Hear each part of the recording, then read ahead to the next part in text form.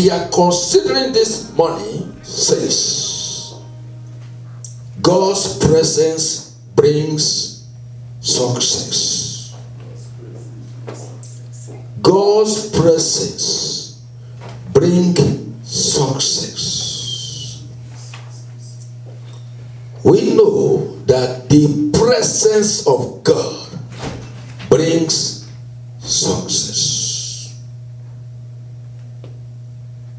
And that's the reason why anything that will take us outside the presence of God may it not be our portion. The moment you are out of the presence of God, you have lost it. You are outside the presence of God, there's no security for you. You have missed the security of God. You have missed God's divine protection. The presence of God is the one that gives us success at every level of our lives. May God's presence continue to follow us, continue to lead us in the name of Jesus. The first place I am reading this morning is Genesis, the book of the first beginning, chapter 28, verse 15. And behold, I am with thee, and will keep thee in all places whither thou goest, and will bring thee again into this land. For I will not leave thee until I have done that which I have spoken to thee of. It was God that was speaking to Jacob when he appeared to him at Bethel. I will not leave thee. I will not leave thee. And I will not leave thee until I have performed all those things that I have spoken to you of.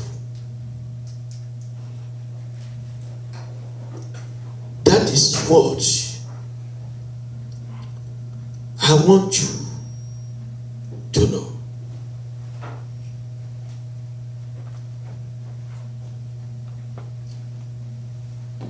The Lord has spoken, and we need to follow it that way. May the word of the Lord Almighty be fulfilled in our lives. In the name of Jesus. The second place we are reading is the book of Judges, chapter 2, verses 1 to 5. And an angel of the Lord came up from Gilgal to Bochim, and said, I made you to go up out of Egypt, and have brought you unto the land which I swear unto your fathers. And I said, I will never break my covenant with you. I will never break my covenant with you. And ye shall make no league, no treaty, no promise with the inhabitants of this land. Ye shall throw down their altars. May every altar of every negative altars in our life be thrown down. Every altar that are working against the counsel of the Lord in our life may be thrown down in the name of Jesus. That ye shall throw down their altars. The altars of the enemy must be thrown down. But ye have you have not obeyed my voice. Why have ye done this? This is a question that the Lord was asking the children of Israel. Why have ye done this? The altar of the enemy that you should have thrown down, you did not throw them down according to my word. Why have ye done this? Why have you disobeyed my word? Is the question. Wherefore, I also said, I will not drive them out from before thee and before you, but they shall be as thorns in your sides, and their gods shall be a snare unto you.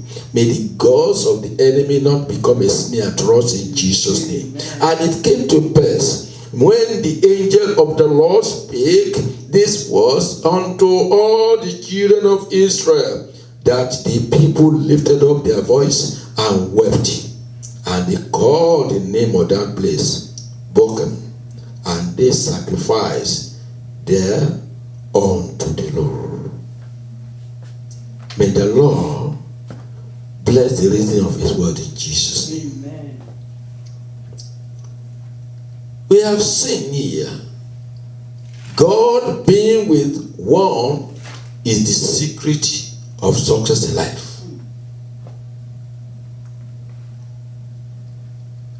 God being with one in life, God being with one is the secret of success in life. It is true that God has been with the children of Israel. God has been so faithful, so loving, so compassionate, so gracious, so merciful, and has been with the children of Israel when they started their journey from Egypt. The Lord has never at any time left them. He has been with them. The Lord has been shown forth himself mighty and strong on their behalf. The Lord has been proving himself in their lives. His presence was with them. The presence of the Lord was with the children of Israel right from Egypt. It was the presence of the Lord that protected them from the enemies. It was the presence of the Lord that made them to pass through the Red Sea without being captured by the enemies. It was the presence of the Lord that shielded over them. The presence of the Lord led them until they reached Gilgal. And they stayed at Gilgal. Many, and spent many period of time. They stayed here for a long period of time at Gilgal, because Gilgal has a spiritual connotation. Many things took place in Gilgal. Gilgal was not just an ordinary place. That is why they stayed there for a long time. Time will not permit us to begin to talk about Gilgal. Another time we will.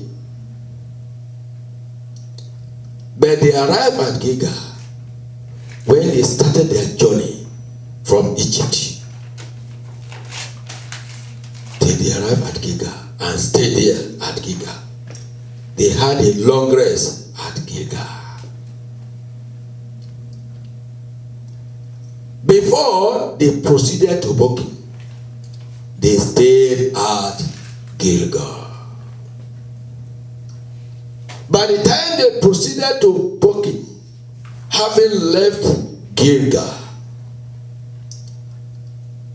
the angel of the Lord pursued them and met them at Bochim and told them, evil that they have committed. He went and met them there and rebuked them. And rebuked them. The angels of the Lord came from Gilgal to Bochim in order to rebuke the children of Israel. What happened? It was at Gilgal. It was at Gilgal that the Lord has just promised them. God has brought them into the land of promise. God promised never to break his covenant with them at Gilgal. God promised because God fulfilled his own part, but Israel has failed when they left Gilgal. They failed to fulfill their own promise. They made a covenant with God. It was at Gilgal that they made a covenant with God, a covenant of circumcision. They made it with God at Gilgal. And the Lord promised to keep his covenant with them. And they made a very solid covenant with God. And God fulfilled his own part and was following them with his presence. But Israel failed. They failed God. May we not fail God. Amen. They failed God. If you look at verse 2, and ye shall make no league with the inhabitants of this land. Ye shall throw down their altars. Ye shall throw down their altars, but ye have not obeyed my voice. Ye have not obeyed my voice. Why have ye done this? Why do you love to be a covenant breaker? Why do you break the covenant? The Lord was angry. May God not be angry with us. Why have you broke the covenant? The agreement that we made, why did you break it? The promise that we made, why did you break it? And we seal it up with circumcision. Now you broke it up. The Lord was asking, why? May we not break the covenant, our covenant with God, in the name of Jesus. Amen. And God's anger was kindled against them. God's anger was kindled against them. And the Lord God promised not to defend them from their enemy anymore. Do you know that anytime a man breaks the covenant with God, he has opened door for enemy to enter into his life? The moment you break, a man breaks up God's covenants, he has opened door for the enemy to come in. He has opened door for sickness. He has opened door for disease. He has opened door for defeat. He has opened door for destruction. He has opened door for many evil things to happen to you. Because without God backing you up, without God protecting you, you are not secure. You are a failure. You cannot succeed anymore. You cannot be protected anymore. There is no way you can go forward. There is no way you can make it in life. And the Lord promised, because you have played you have played your way in this way, then I am going to forsake you.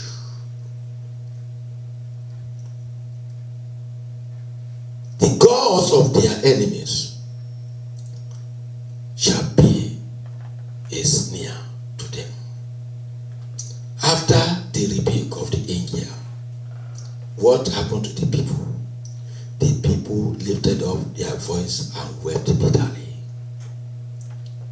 They wept bitterly. If you look at verse 4, and it came to pass, when the angels of the Lord spake these words unto all the children of Israel, that the people lifted up their voice and wept.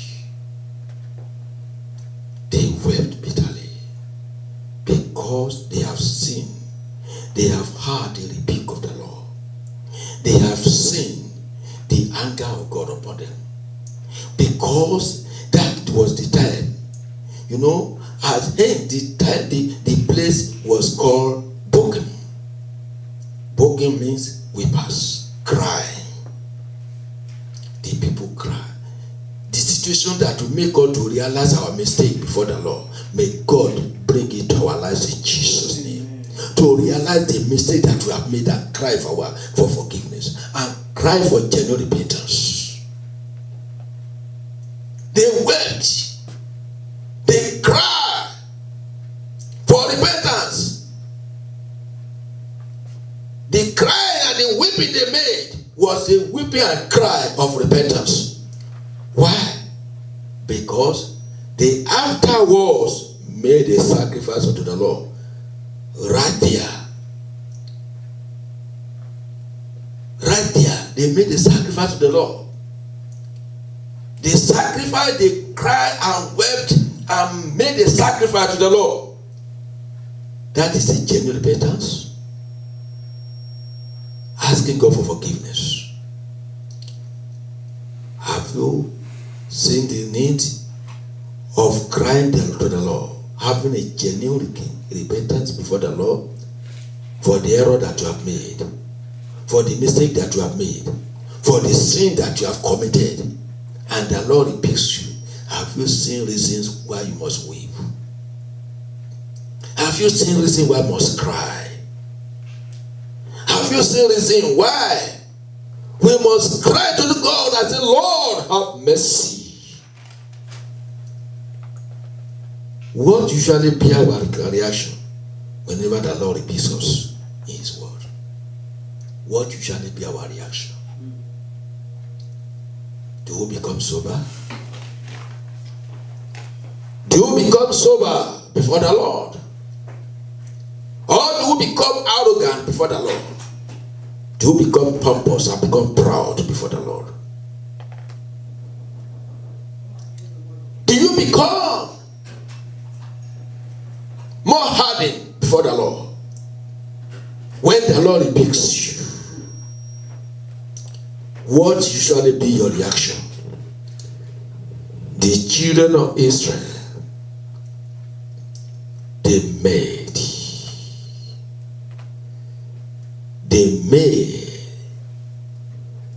a quick change of heart, a quick change of mind. They made a quick change of mind, a quick change of heart. They cried. And the Bible says, godly sorrow brings repentance. Godly sorrow brings repentance. We make you to cry for your sin. Don't be proud when you have fallen. Don't be proud when you are still a sinner. You are a sinner and you are still proud as a sinner. You are digging your grave. You are a sinner and you are still rejoicing in sin. You are closing doors of success into your life. You are closing doors of victory to your life. You are closing doors of blessing to your life. You are closing doors of achievement to your life. Because God wants us to repent whenever we are falling. God wants us to seek His face.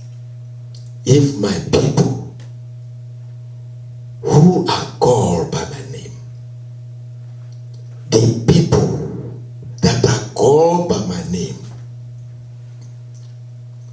shall humble themselves before me and pray and seek my face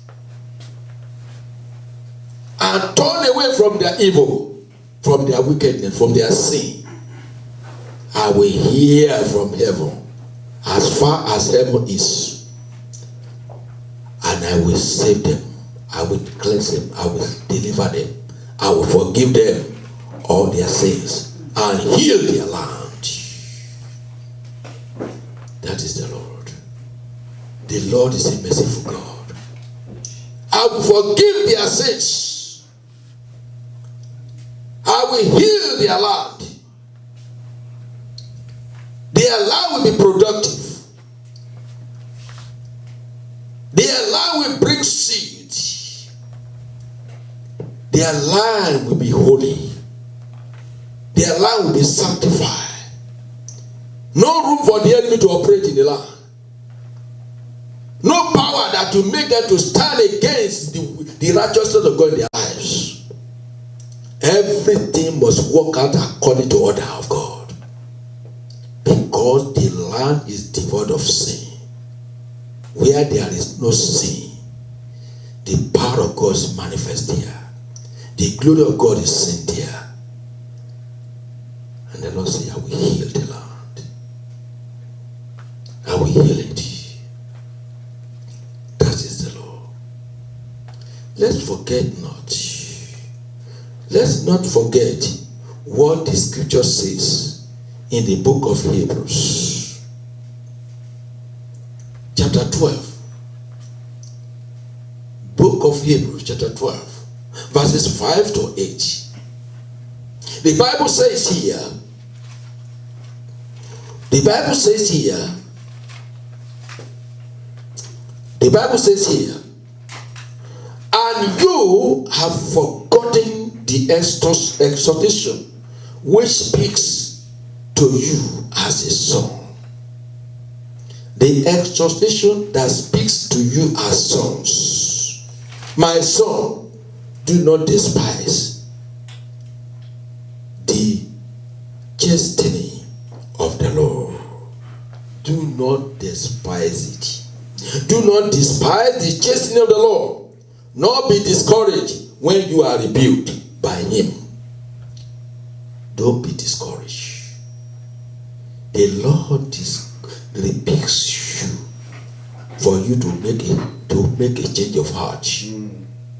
The Lord rebukes you to cleanse your mind, to promote you. He rebukes you so that his blessing will fall upon you. He rebukes you so that you can be what God wants you to be, so that the enemy will not overtake you. The Lord rebukes.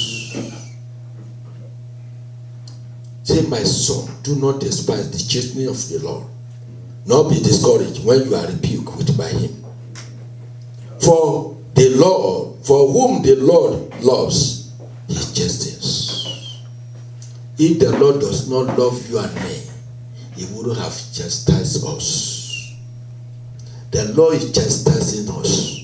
When the Lord rebukes you, when the word of God is speaking something to you to make your heart change, do not neglect it. Do not whip it off in your life. Hold to it and take correction immediately. Because the child and scourges every son whom he receives.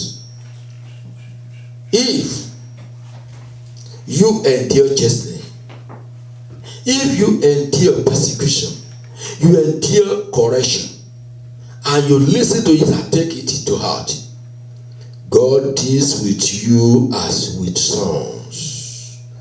You are a son to him. If you listen to him and hear his word and hearken to his voice, you are a son unto him. For what son is there whom a father does not chasten? Who has a son that will never chastise his son? The moment you have a son and you cannot chastise your son, you are a wicked father. You are a wicked parent. You cannot chastise your son. You see your son in trouble, making a mistake, and you cannot correct the son. You are a wicked person. The father chastises the son that he loves. When you are being chastised, it's not because they hate you. You are the lovers. You are the beloved of God. You are the beloved of the Father. That is why a child that is being chastised, that takes correction, is a child of wisdom, who will not bring shame to their parents. But the moment they chastise you and you fail to listen to instruction, you are a child that can bring reproach, disgrace to your parents. Because it is a child that the father loves that he corrects. Chastening is not hatred. Chastening is not abandonment. Chastening is to make you to walk in the right path of the Lord. The right path that can bring success to your life. But if you are without chastening, of which all have become partakers, then you are illegitimate and not a son. You are a bastard. The Bible says you are illegitimate. You are a bastard and not a son. If you cannot listen to a correction, the Bible says because you cannot listen to correction, you cannot listen to admonition, you cannot listen to chastening, you are a bastard. Don't see yourself as a son, but you are a bastard who has a different thing from the family. You have no lineage, no connection with the family, because you are a bastard. It is a bastard that does not take correction, that does not listen to what the parents say. And that is the reason why the Lord is saying here, if you don't listen to the chastening of your father, as a God that is your father, you are not sons, but you are bastards, illegitimate. The angels of the Lord reprove the Israelites from entering into a lake, into a treaty, into a covenant with the people of the land. Don't make a covenant with the people of the land where you are. And they started making covenant. They started making treaty. They started making promise with the people. And the Lord say, this is not our covenant. This is not our agreement. We made an agreement, we made the covenant, and we have seen it all at Gilgal. And now you get to Bokim. You have changed your mind. You have changed your attitude. You have changed your character. You have changed the plan that I have for you. The Lord was not happy. The Lord was angry. May God not be angry with us.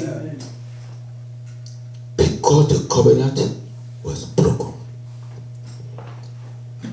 With the people of the land, they made a treaty. And this caused them to weep bitterly when they knew they had disobeyed the law. And they did the unacceptable things before him. They wept.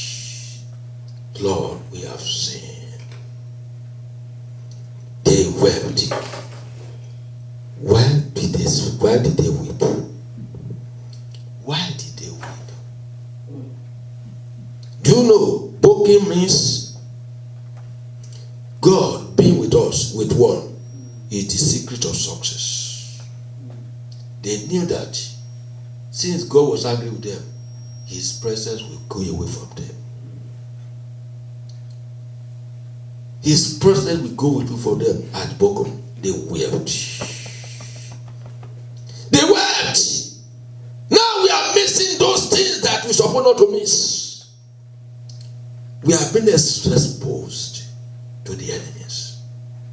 From today, they wept.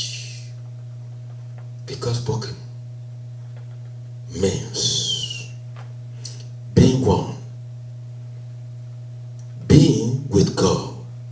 God being with one is the secret of success. That the Lord that has been with them has been their secret of success. Any battle they made, they will succeed. Anytime they fight the enemy, they succeed. Any place where they reach is success. Any place where they go is success. But now, God was angry with them because they broke the covenant. And Gilgal means rolling. Gilgal means rolling. They have been at Gilgal permanently there for a long time, a long period of time. And that was the time, the place where they made a covenant with the Lord. They made a covenant with the Lord. Here was where they renewed the rite of circumcision. They circumcised their heart. They circumcised themselves before the Lord. And so roll away all of their Egyptian slavery was rolled away. And now they led up, after making that covenant, they led that place, circumcising themselves, sealing it up with circumcision.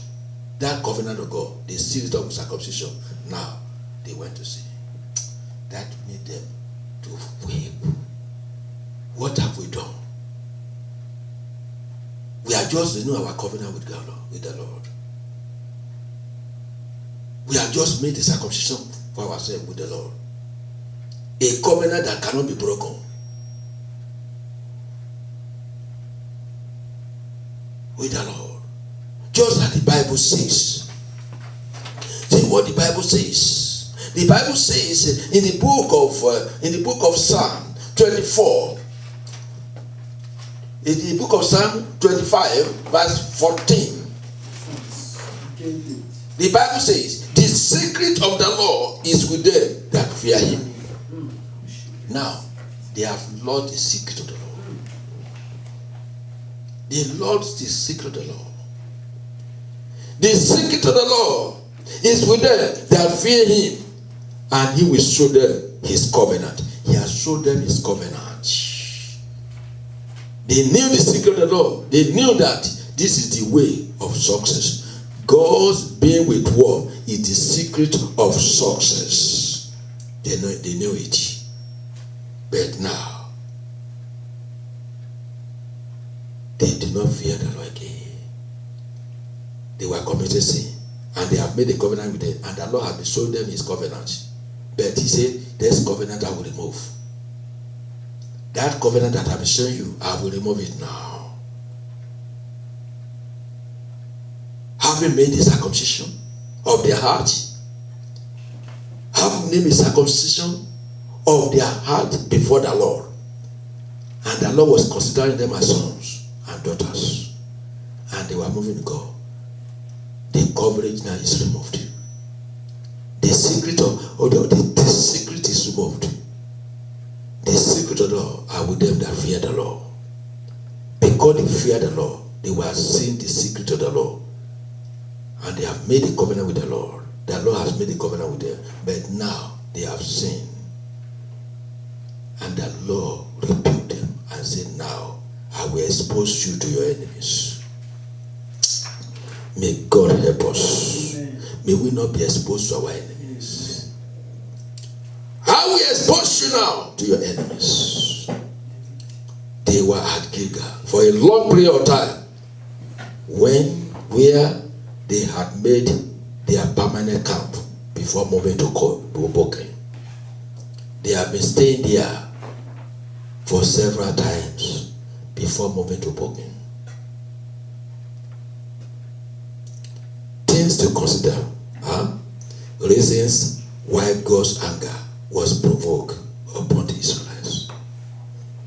Why God's anger was provoked upon the Israelites. 2. The presence of God brings success. The presence of God brings success. And the relationship between the Father and the sons.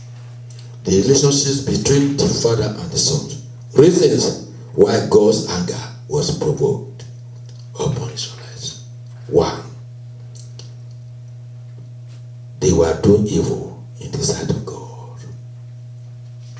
They were doing evil. What evil have you been doing in the secret?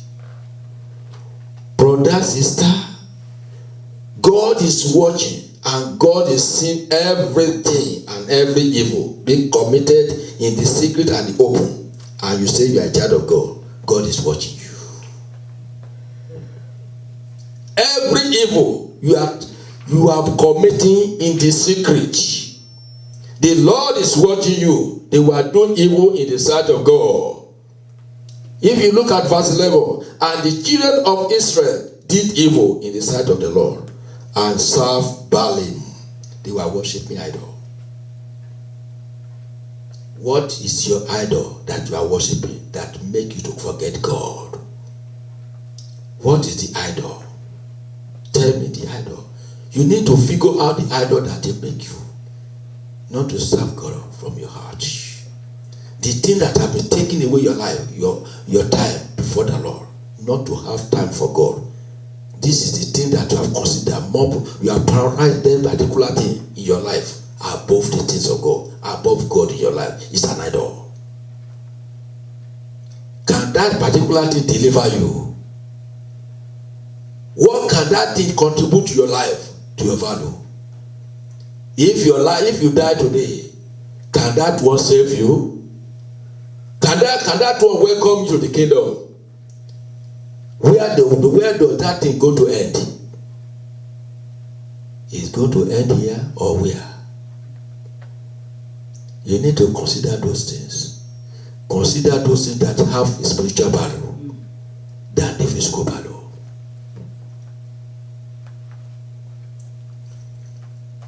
They were following, they were doing evil in the sight of the Lord. They forsook the Lord that remembered them in their troubles. The God that remembered them in their trouble. The God that brought you to this place. The God that make you to be in the place where you are working. The God that make you to live in that house where you are living. The God that make you to be in the place where, in the community where you are. The God that make you to see what you have never seen before. What happened? They forsook that God. Are you still in tune with the God that remembered you in the day of the evil? In the evil days. Are you still remembering that God? Are you still considering that God? That is what happened to the children of Israel. In verse 12 and 13. And they forsook the Lord God of their fathers. The Lord God that their father was serving. That showed their father favor.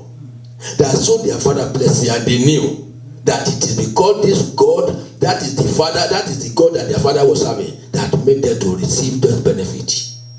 That made them to receive the blessings. But they forsook that God. Tell me, if you forsook the God that your the father was serving and worshiping and making God to get to open his eyes upon you, and you forsook, you think that the blessing will continue. The blessing will cease and stop. They forsook the Lord God of their fathers, which brought them out of the land of Egypt, the land of slavery, where they're supposed to be and die forever. But that Lord heard their cry and delivered them. But they forsook that God. They forgot that God and followed other gods of the people of the land where they were. If you, as many as are in this land, and they have followed the lifestyle of the people here, that do not give glory to God, they have lost. They are lost. They are lost. People that were round about them and bow themselves unto them, unto their gods, and provoke the Lord to anger. The Lord God Almighty that brought them and considered them when they were crying, when they were weeping, when they were in slavery. They were in slavery in Egypt. The Lord hearkened to them. They forget their God. May we not forget the person that helped us in our terrible situation. The person that remember us and bring us out when we are in trouble. May we not forsake that person. You forsake the person that deliver you when you are in trouble. You are a fool. You are a wicked person. Because of that, God was not happy. I that remember you. And I did not only remember you, I make a promise with you. For you to have a change of mind, you are against me. May we not be against our helper. In the name of Jesus. And they forsook the Lord and served Baal and Ashtaroth. They served Baal and Ashtaroth. They forsook the Lord. Can you see? They forsook the Lord. All the gods of the people were idle. The gods of the people were idle. They were idle. And they served that idol. Psalms 95 verse 96. Psalm 96 verse 5. The Bible says here,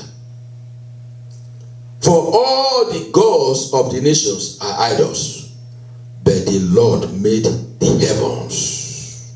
Praise the Lord. The God that Jeremiah said, the God that cannot make heaven and earth, there are no gods. All these gods shall perish. The God that does not make heaven and earth, they shall all do what? They shall all perish. They shall perish.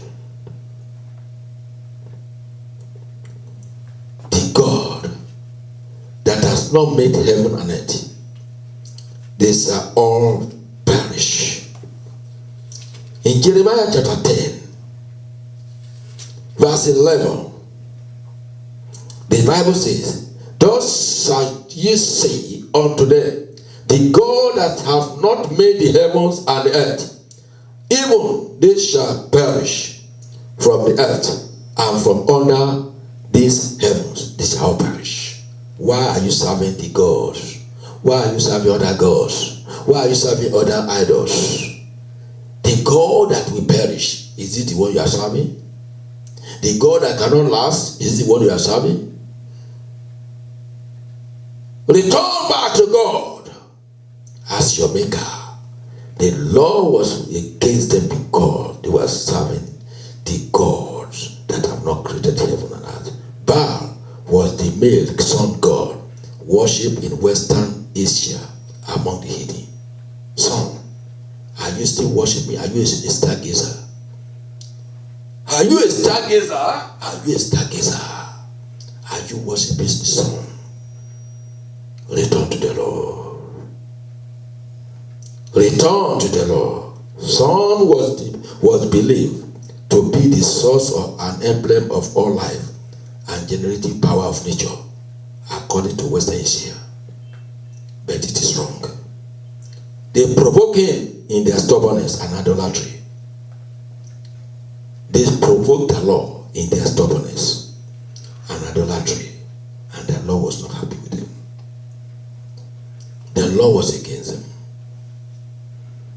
The Lord was against them. May God not be against us. They were oppressing widows. They were oppressing orphans. They were oppressing strangers. And they were once strangers in Egypt. They were once strangers in Egypt. Praise the Lord. Praise the Lord. They were once strangers in Egypt. They broke the covenant of God with them.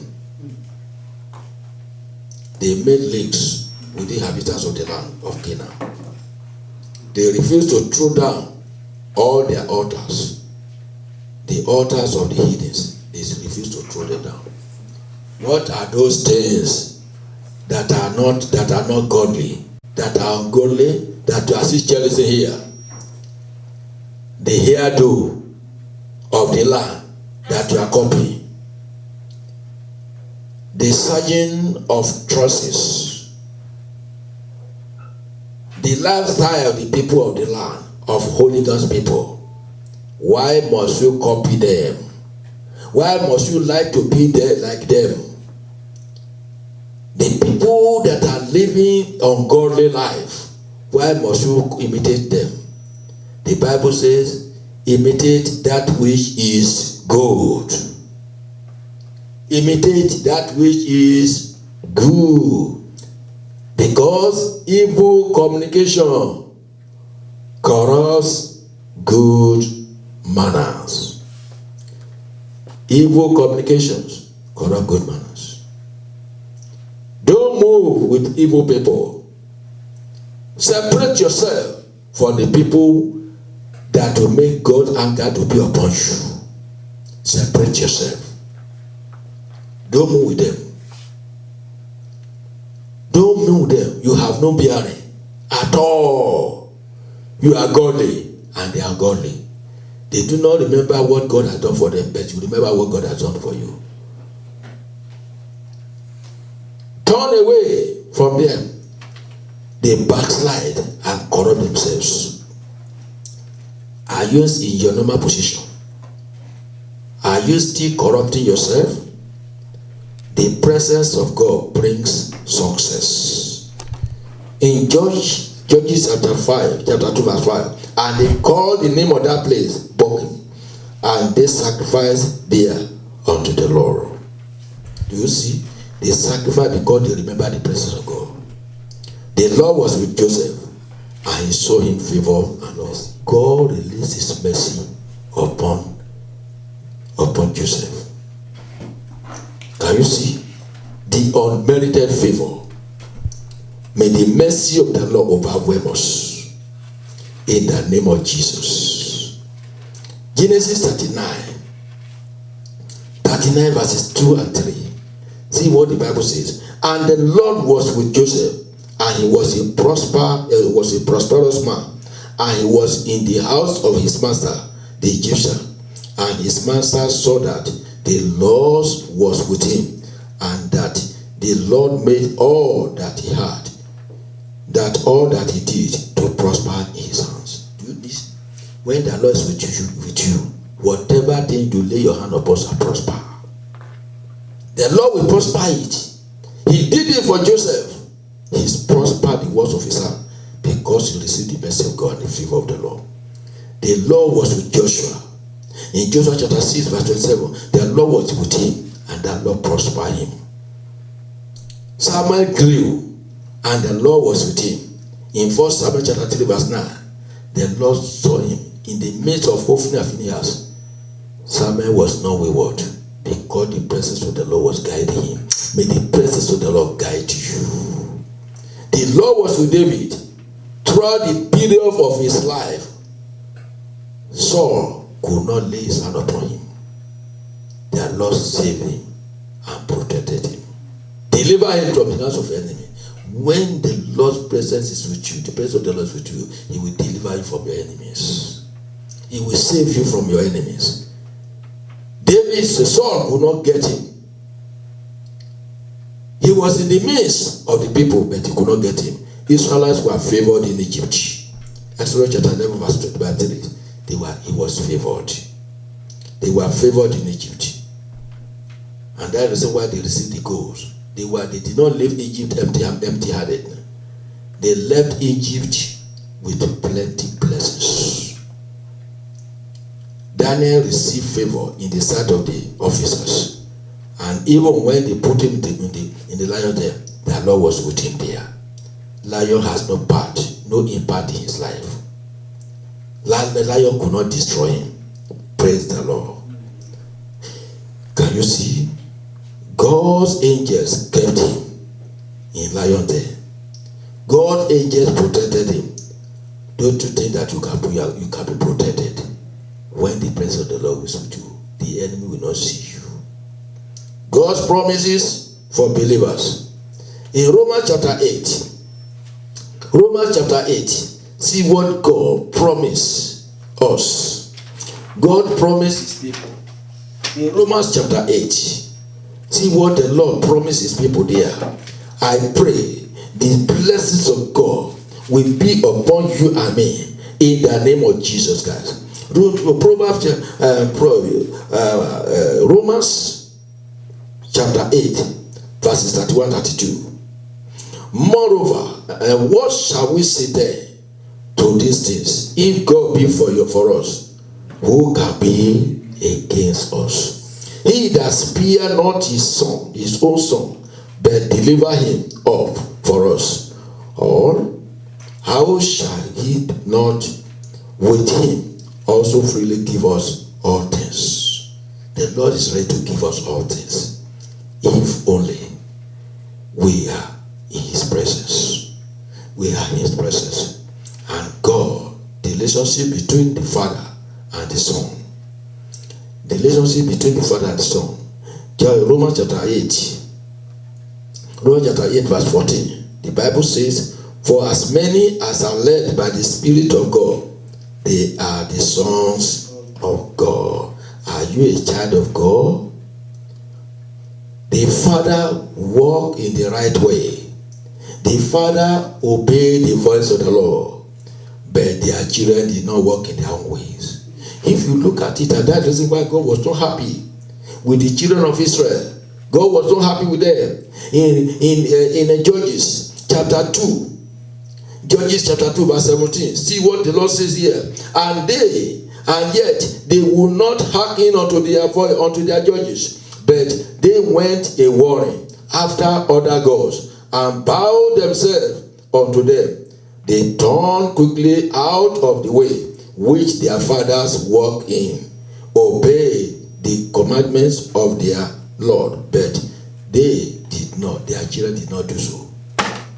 Their children did not do so, and that's what made God to be against them.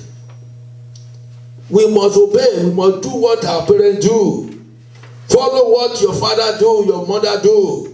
That glorify the name of the Lord. That will make that will make you to attract the blessings of God. Follow it. The people of Israel did not follow, and God's anger was with them. God's anger was with them, and God did not follow.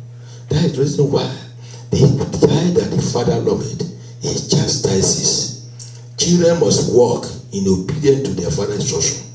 That is the reason why the Lord said, children, listen, my son, hear my instruction, hear my voice. My son, hear my voice. In Proverbs chapter 3, the Bible says here, in my verse 1, say, my son, forget not my law, but let thy heart keep my commandments. Verse 11, say, my son, despise not the chastening of the Lord, neither be weary of his correction. My son. Do you see? The Lord is he's talking to you and I. In verse 12, see, for whom the Lord loveth, he corrects. He corrects. He corrected. Even as a father, the son, in whom he delighted. Do you listen to the voice of your parents? Do you listen to the voice of your parents as you prosper in life? The relationship between the father and the son must be cordial. You must do the thing that will make your father to be happy, that will make God, what make your parents to receive the blessing of God, to attract the blessing of God.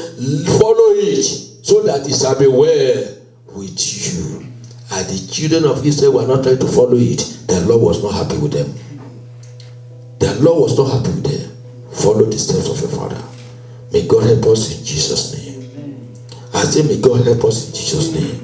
Think about it. Think of all these things. Reasons why God's anger was provoked upon the children of Israel. The presence of God brings success, and relationship between the father and the sons. Very, very vital.